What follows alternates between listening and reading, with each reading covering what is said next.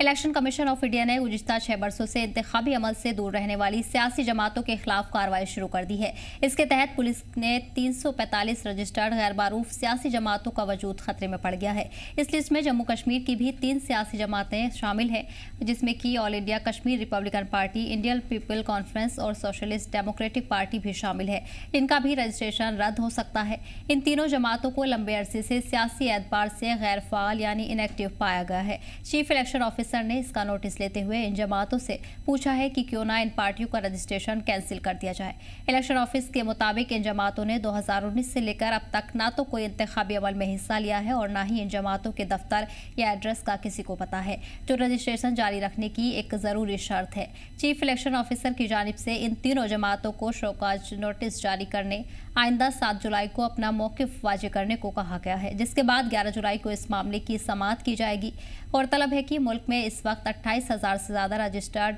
Organised सियासी जमातें हैं, जबकि कौमी सतह की 6 और सूबाई सतह की 67 सियासी जमातें हैं। लिस्ट से हटाई गई सियासी जमातें इंतखाब में अपने उम्मीदवार नहीं उतार सकती हैं।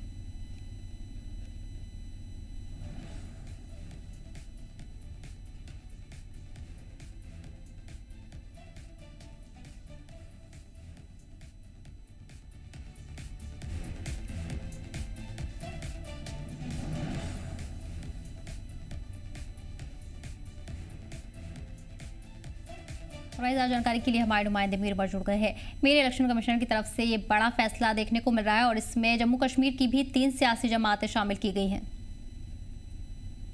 बिल्कुल, इलेक्शन कमीशन ऑफ इंडिया की तरफ से जो लेटेस्ट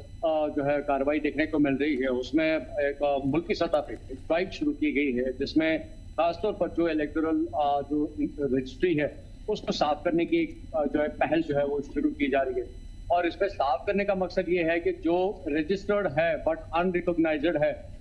जितनी भी पॉलिटिकल पार्टीज हैं जो अभी प्रेजेंस जिनकी पर्टिकुलरली नहीं है, चाहे हम 2019 के बाद की अगर हम बेसिकली बात करें, क्योंकि इसमें जो एक तखमीना लगाया गया है पर्टिकुलरली खासतौर पर वो पॉलिटिकल पार्टीज जिन्होंने पिछले 6 साल में अपनी कोई भी पॉलिटिकल सरगर्मी या कारकर्दगी जो है नहीं दिखाई है, उन सभी पॉलिटिकल पार्टीज के बारे में जो है अब इलेक्शन कमीशन ऑफ इंडिया की तरफ से ये इक़दाम उठाए जा रहे हैं और उनसे पूछा गया है कि अगर उनकी रजिस्ट्रेशन को कैंसिल किया जाए तो जवाब दे कि उनकी रजिस्ट्रेशन को कैंसिल क्यों ना किया जाए। तो एक बड़ा सवाल है और इसमें अगर हम देखें तो करीबन पूरे मुल्क में 28,000 के आसपास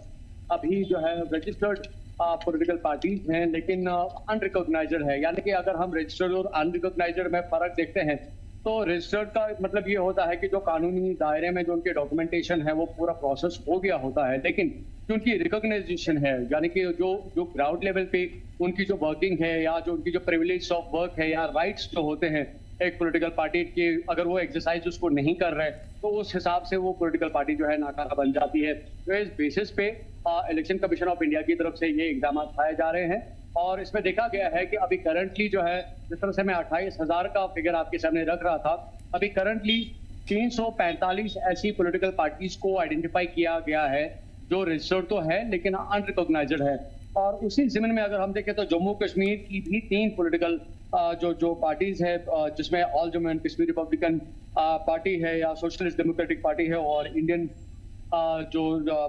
पीपल्स कॉन्फ्रेंस है, तो ये 2-3 पॉलिटिकल पार्टीज जो है अभी आइडेंटिफाई की गई हैं जो कि जम्मू कश्मीर के दायरे में आती हैं और इनसे भी इसी तरह से जो है शो कॉज नोटिस जो है इनके लिए जारी किया गया है और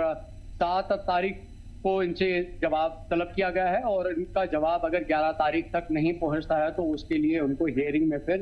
पेश होना पड़ेगा। तो कहीं ना कहीं पे एक बड़ी पहल की जा रही है कि पूरे मुल्क में ऐसी रजिस्टर्ड पॉलिटिकल पार्टीज या जो अनरिकॉग्नाइज्ड है, जिनके कहीं पे कोई प्रेजेंस नहीं है, पॉलिटिकल प्रेजेंस, लेकिन वो प्रिविलेज ले रहे हैं, तो उन पे जो है कानूनी तौर पर जो है कतगन लग सकती है। हालांकि जिस तरह से मैं अभी जिक्र कर रहा था कि 28,000 का फिगर एक बहुत बड़ा फिगर है पूरे मुल्क की जब हम बात करते हैं, लेकिन आइडेंटिफाई किया गया है अभी इनिशियल स्टेज में देखा जा रहा है तो 345 जो पॉलिटिकल पार्टीज हैं उनको आइडेंटिफाई किया गया है जिनके खिलाफ जो है ये आप कार्रवाई की जाएगी, जिसमें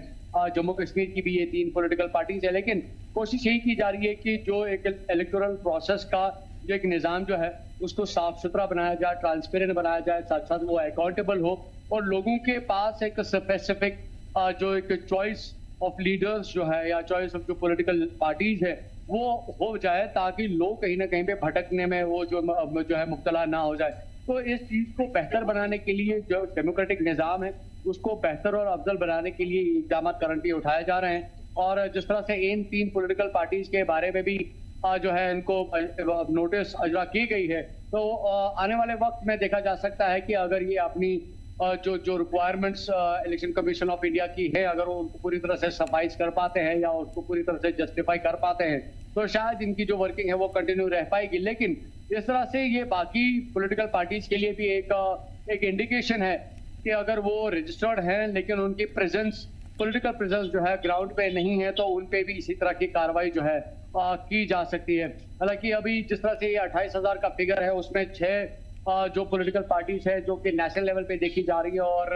67 जो पॉलिटिकल पार्टीज है उनकी स्टेट लेवल पे उनकी कैटेगराइजेशन है। तो इसमें जब फिगर्स में अंतर देखते हैं तो आसमान जमीन का फर्क आता है। तो इन सभी चीजों को साफ सुथरा करने के लिए इलेक्शन कमीशन ऑफ इंडिया की तरफ से ये इकदाम उठाए जा रहे हैं। और ऑब्वियसली आने वाले वक्त में जब भी इलेक्शन होते हैं कंट्री वाइड, चाहे हम किसी भी इलेक्शन की बात करें, तो ऑब्वियसली लोगों के लिए एक राहत का एक जरिया डेफिनेटली बनेगा, क्योंकि उनके पास अब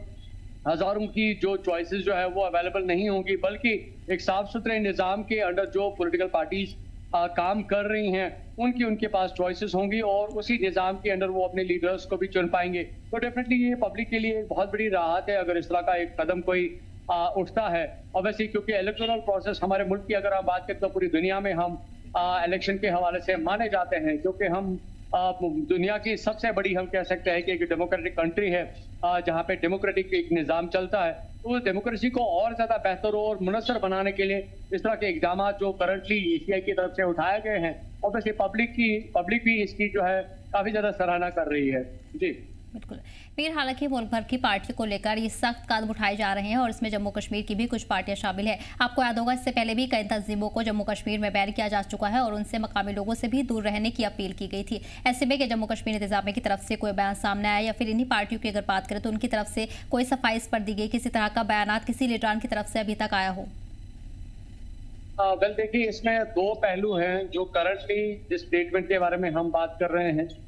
जिस एक्शन ऑफ मोड की हम करंटली बात कर रहे हैं, ये इलेक्शन कमीशन ऑफ इंडिया की तरफ से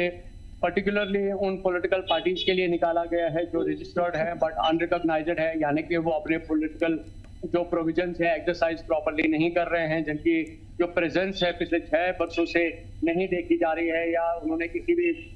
इलेक्टोरल प्रोसेस में जो है शमूलियत नहीं की है। तो उन पॉलिटिकल पार्टीज को लेकर जो है ये करंटली जो बयानात है, और जिस बारे में आप कह रहे हैं कि बैन, क्योंकि उसका एक सिक्योरिटी प्रिज्म है और उस सिक्योरिटी प्रिज्म के मुताबिक जो है उन पॉलिटिकल पार्टीज को जो है बैन किया गया था। तो ये 2 अलग अलग पहलू हैं। जो प्रीवियसली बैंड है उनका एक अलग